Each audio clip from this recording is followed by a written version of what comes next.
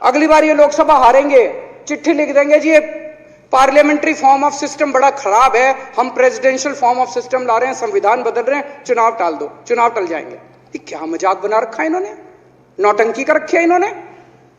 भारत जनतंत्र है, देश ये बर्दाश्त नहीं करने वाला जो इन्होंने नौटंकी कर रखी है।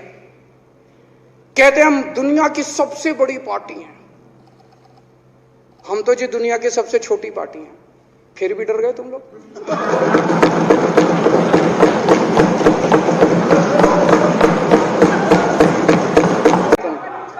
हिम्मत है तो चुनाव लड़के दिखाओ। कहते हो 56 इंच का सीना है, नहीं तो मान लो 56 इंच का सीना नहीं है, झूठ।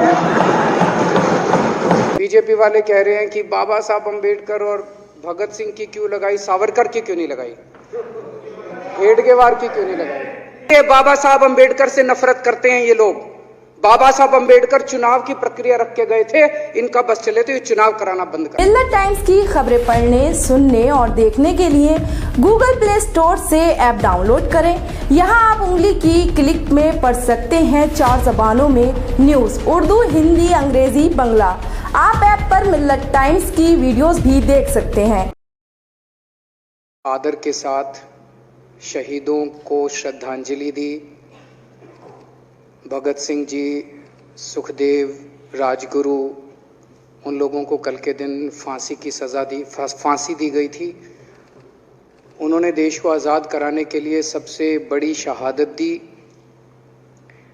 अध्यक्ष महोदय, मुझे बेहद खुशी है कि वैसे तो हम सब लोग सभी शहीदों को नमन करते हैं, सभी स्वतंत्रता सेनानियों का आदर करते हैं, लेकिन उन सभी स्वतंत्रता सेनानियों में एक तरह से 2 चमकते सितारे हैं, बाबा साहब अंबेडकर और भगत सिंह। दिल्ली सरकार ने ये निर्णय लिया है कि बाबा साहब अंबेडकर और भगत सिंह जी की तस्वीरें सभी दिल्ली सरकार के दफ्तरों में लगाई जाएंगी। कुछ दिन पहले पंजाब सरकार ने भी ये निर्णय लिया है कि पंजाब सरकार के भी सभी दफ्तरों में भगत सिंह और बाबा साहब अंबेडकर की तस्वीरें लगाई जाएंगी। जब से ये ऐलान किया गया है, मैं तो सोच रहा था कि हमारे विपक्ष के साथी इसके ऊपर हमें बधाई देंगे, तारीफ करेंगे कि बहुत अच्छा निर्णय लिया गया। शुक्रिया।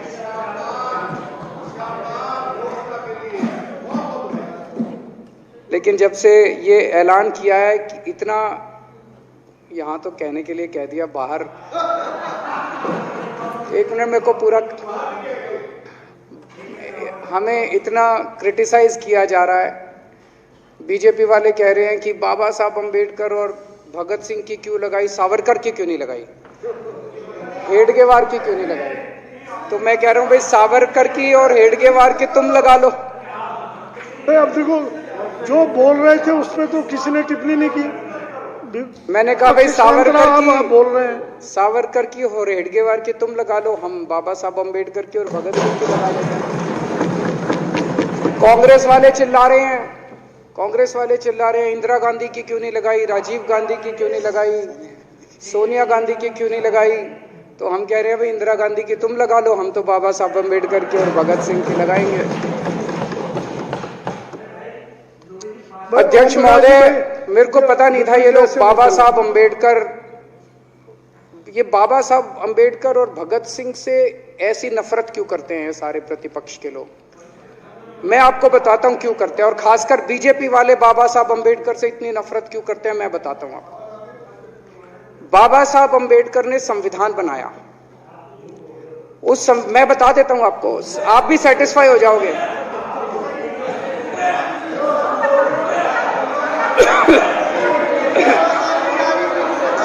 सुन के चले जाना। बाबा साहब का नाम आपने काट दिया। बाबा साहब का नाम सुनते ही वॉकआउट कर गए। बाबा साहब का नाम भी नहीं सुनना चाहते। बाबा साहब अंबेडकर का नाम सुनते ही सुन तो लो।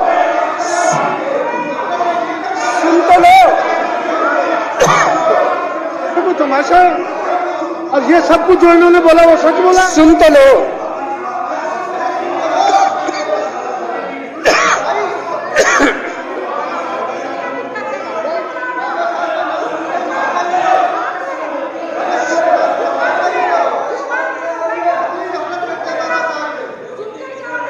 बाबा साहब अम्बेडकर ने, सदस्यों से प्रार्थना कर रहा हूं, अध्यक्ष महोदय, बाबा साहब अम्बेडकर ने, मुख्यमंत्री जी बोल रहे हैं, डिस्टर्ब ना करें प्लीज। नहीं, ये कोई तरीका। सत्य कौन बोल रहा था? सत्य क्या बिजुली जी ने बोला? सब आप बैठ जाइए। अब बाबा साहब अम्बेडकर ने देश का संविधान बनाया। संविधान में लिखा उन्होंने कि भारत के अंदर जनतंत्र होगा। इस जनतंत्र के अंदर चुनाव होंगे। चुनाव में जनता वोट डालेगी। वोट डाल के जनता अपनी सरकार चुनेगी। वो सरकार लोगों के सपनों को पूरा करने के लिए काम करेगी। बीजेपी को ये पसंद नहीं है। बीजेपी नहीं चाहती चुनाव हो। बीजेपी चाहती है कि चुनाव खत्म हो जाए। चुनाव होने ही नहीं चाहिए। चुनाव गंदी बात है इनके हिसाब से। चुनाव गलत बात है इनके हिसाब से। एमसीडी के अंदर 15 साल इन्होंने जम के लूटा। लूटने के सारे दुनिया के रिकॉर्ड तोड़ दिए। गिनीज बुक वालों की मीटिंग चल रही है कि भारतीय जनता पार्टी का नाम आने वाला है गिनीज बुक के अंदर एमसीडी का और बीजेपी वालों का। शानदार इन्होंने परफॉर्मेंस किया है। 15 साल के अंदर इन्होंने लूटने में कोई कसर नहीं छोड़ी।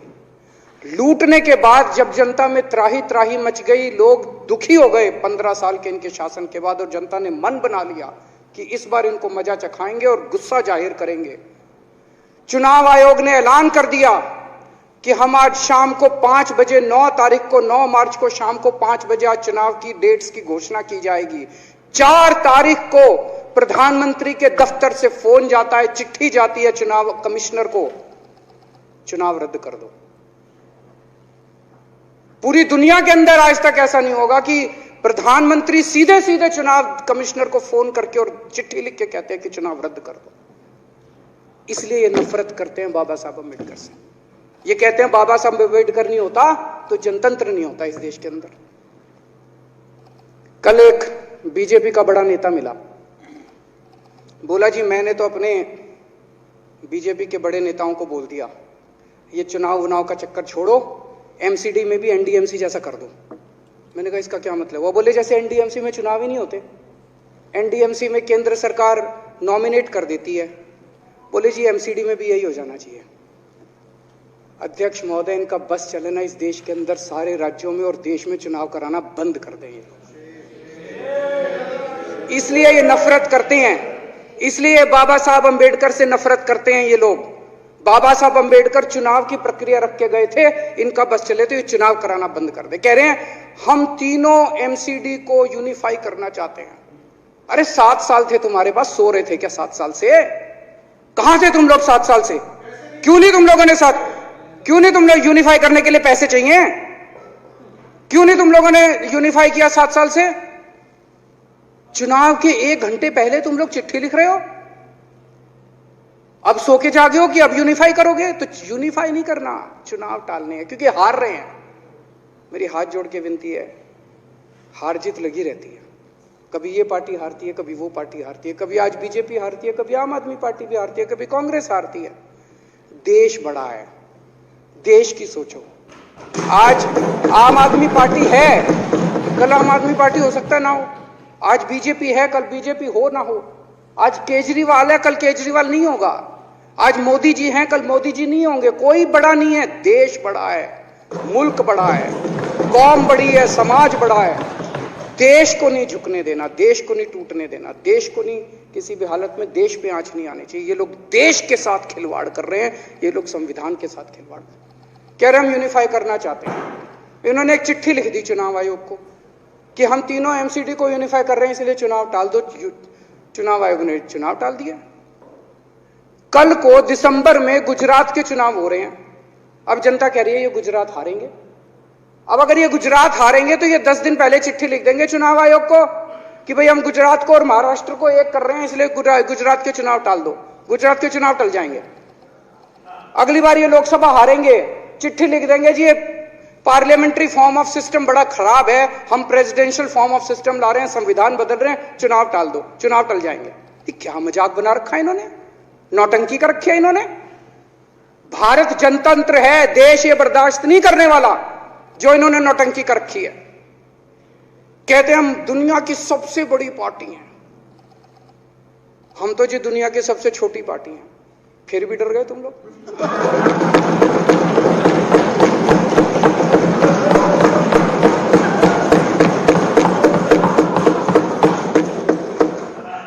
दुनिया की सबसे बड़ी पार्टी दुनिया की सबसे छोटी पार्टी से डर के भाग गई। क्या कायर हो यार।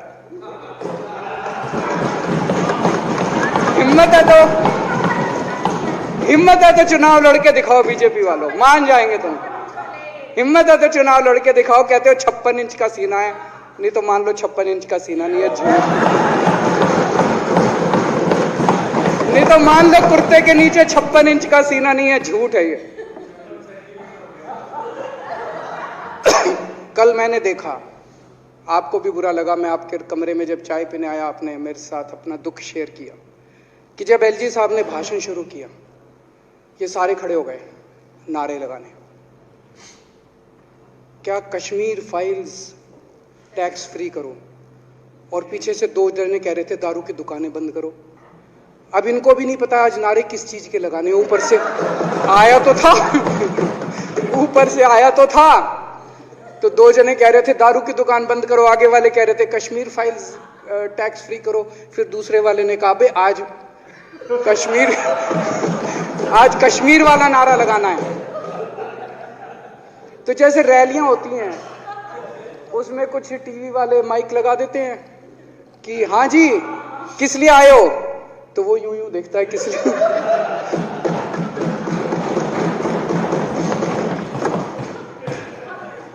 क्या हाल बना दिया इनका। इसलिए थोड़ी राजनीति में आया था, इसलिए थोड़ी राजनीति में आए थे। एक पिक्चर आई थी बंटी और बबली, उस पिक्चर में एक सीन था, कुछ लोग एक नेता के घर के सामने जाते हैं, हमारी मांगे पूरी करो, हमारी मांगे पूरी करो। नेता बाहर आता है, कहता है क्या मांगे हैं, तो सारे एक दूसरे की तरफ, इनको पता ही नहीं क्या मांगे।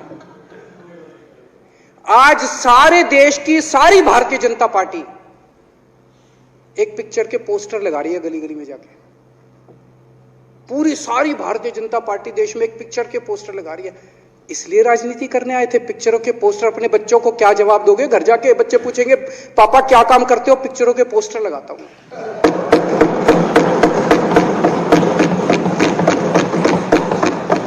8 साल केंद्र सरकार चलाने के बाद अगर किसी देश के प्रधानमंत्री को विवेक अग्निहोत्री के चरणों में शरण लेनी पड़े, तो इसका मतलब उस प्रधानमंत्री ने 8 साल में कोई काम नहीं किया। 8 साल खराब कर दिए। बताओ, विवेक अग्निहोत्री के चरणों में उनको शरण लेनी पड़ रही है, बचा लो बचा लो बचा लो। अगर किसी प्रधानमंत्री को कह रहे हैं कश्मीर फाइल्स टैक्स फ्री करो, अरे यूट्यूब पे डाल दो, फ्री हो जाएगी। टैक्स फ्री क्यों करा रहे हो? इतना ही तुमको शौक है, विवेक अग्निहोत्री को बोलो यूट्यूब पे डाल देगा, सारी पिक्चर फ्री है, सारे जने देख लेंगे एक ही दिन के अंदर। टैक्स फ्री की क्या जरूरत है? यूट्यूब पे क्यों नहीं डाल? कल एक मैंने अखबार में पढ़ा, हरियाणा के अंदर एक भारतीय जनता पार्टी का ही एक एमएलए था, उसने कहा आज मैं पार्क के अंदर इसकी फ्री स्क्रीनिंग करूंगा। तुरंत विवेक अग्निहोत्री का ट्वीट आया खट्टर साहब के, खट्टर साहब देखो ये फ्री में कर रहा है, इसको बोलो टिकट लेके करेगा।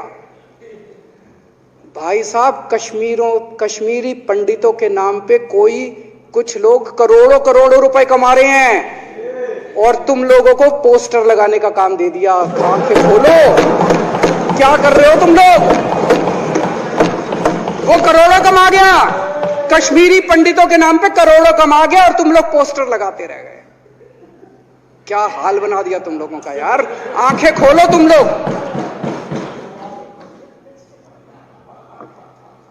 भेड़ बकरियों की तरह हाँक रखा है पूरे बीजेपी वालों को, भेड़ बकरियों की तरह हाँक रहे हैं। एक दिन बोले 3 का कृषि कानून लेके आए हैं, बहुत शानदार है, और फिर नीचे मैसेज आया भाई सारे जने तारीफ करो मोदी जी की। सारे बोले वाह मोदी जी वाह, क्या मास्टर स्ट्रोक है। और मेरे को याद है इसी सदन के अंदर इन लोगों ने उन 3 कानूनों की खूब तारीफ की थी, बोले क्या मास्टर स्ट्रोक है और क्या शानदार कानून लेके आए। 1 साल के बाद फिर आया भाई 3 कानून वापस ले लिए, बोलो फिर तारीफ करो मोदी जी की, भाई कानून बेकार थे मोदी जी। क्या इसी सदन के अंदर इन लोगों ने इतनी बेशर्मी, दिमाग पे ताला लगा रखा, इन्होंने कहा वाह मोदी जी वाह, क्या तीनों कानून खराब थे, आपने वापस ले लिया, देश को बचा लिया। क्या मास्टर स्ट्रोक, ये क्या हाल बना दिया आप लोगों का यार। फिर थोड़े दिन बाद बोले भाई दारू की दुकानों के खिलाफ करो, फिर सारे जने दारू की दुकान बंद करो, दारू की। अब दारू ठीक हो गई दिल्ली में, आजकल तो शोर नहीं करते तुम लोग। अब कश्मीर फाइल आ गई, पहले कृषि कानून, रोज काम दे रखा है तुमको, कुछ ना कुछ ऊपर से आ जाता है, काम दे रखा है। आप दारू की दुकानें। मेरा एक ही निवेदन है मेरे बीजेपी के साथियों से, आप तो अपने ही हो, आप तो सब अपने, मेरे छोटे भाई बड़े भाई बिदुरी साहब तो बड़े भाई है मेरे, आप तो सारे अपने हो यार। थोड़ा सा देश के बारे में सोचो यार, थोड़ा देश के बारे में सोचो। हिटलर भी जो था वो कम से कम अपने चमचों को नौकरी देता था, रोजगार देता था। इतिहास उठा के पढ़ो, उसने रोजगार तो दिया था। इन्होंने क्या दिया आपको?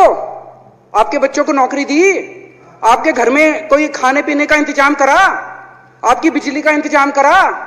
केजरीवाल काम आता है आपके भी घर की बिजली फ्री कर रखी है। दिल्ली के 12 लाख बच्चों को नौकरी दी है मैंने, स्कूल ठीक कर दिए, अस्पताल ठीक कर दिए। आपके घर में कोई बीमार हो, केजरीवाल दवाई पहुंचाता है, मोदी दवाई नहीं पहुंचाता। केजरीवाल काम आया। मैं बीजेपी के सारे कार्यकर्ताओं से कहना चाहता हूं, थोड़ा सा दिमाग खोलो। बीजेपी के सारे सपोर्टर्स को कहना चाहता हूं, थोड़ा सा दिमाग खोलो। ये भेड़ चाल बंद करो, भेड़ बकरियों की तरह हाँक रहे हैं ये आपको, ये सब बंद करो। दिमाग खोल के सारे जने बीजेपी छोड़ के आम आदमी पार्टी में आ जाओ।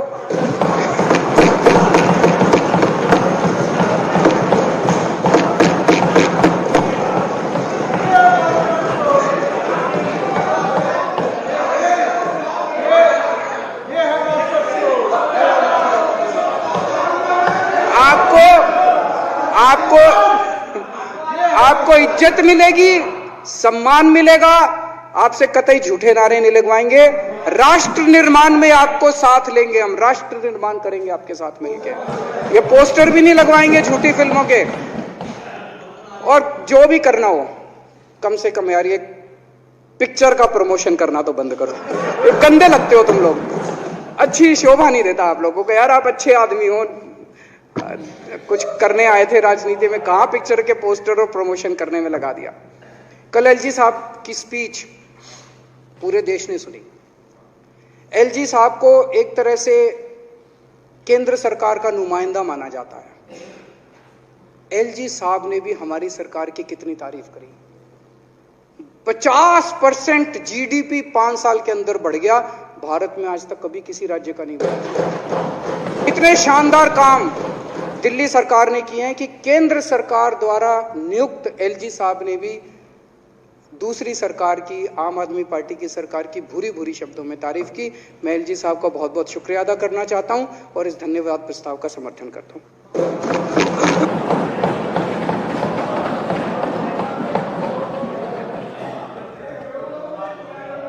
अब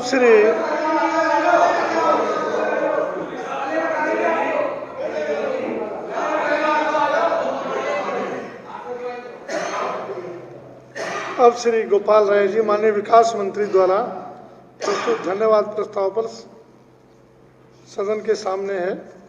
माने कि यह सदन उपराज्यपाल द्वारा दिनांक 23 मार्च 2022 को विधानसभा में दिए गए अभिभाषण के लिए उनके प्रति हार्दिक आभार प्रकट करता। यह प्रस्ताव सदन के सामने है। जो इसके पक्ष में हाँ कहें, जो इसके विरोध में ना कहें। हाँ पक्ष जीता प्रस्ताव पारित हुआ। माननीय उपराज्यपाल महोदय को इसकी सूचना दे दी जाएगी। जो सदस्य कल दिनांक 25 मार्च, ये इसलिए है कि बजट 25 मार्च को पहले पेश होना था, हमारे 280 नहीं लगे थे। आज 280 हम लगा सकते हैं। शाम 6 बजे तक नोटिस शाखा कमरा नंबर 46 में अपने नोटिस 280 के लिए दे सकते हैं। शाम 6 बजे तक खुला रहेगा। अब सदन की कार्रवाई शुक्रवार दिनांक 25 मार्च 2022 नहीं अब प्लीज एमएलए है आरएसएस के बारे में ऐसे शब्दों का इस्तेमाल किया तो नहीं होना चाहिए। तो मैं आपसे ये आग्रह करूंगा झंडा वही लगाएंगे।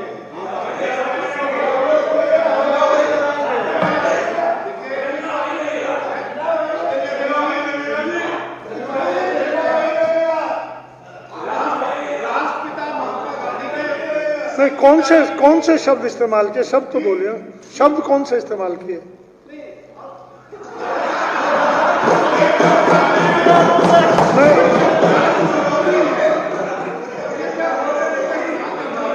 अगर कोई ऐसा शब्द इस्तेमाल हुआ है, आरएसएस देश विरोधी है, उसको हटा देते हैं बस। अब सदन की कार्रवाई शुक्रवार दिनांक 25 मार्च 2022 को पूर्वाह्न 11 बजे तक के लिए स्थगित की जाती है। बहुत बहुत धन्यवाद।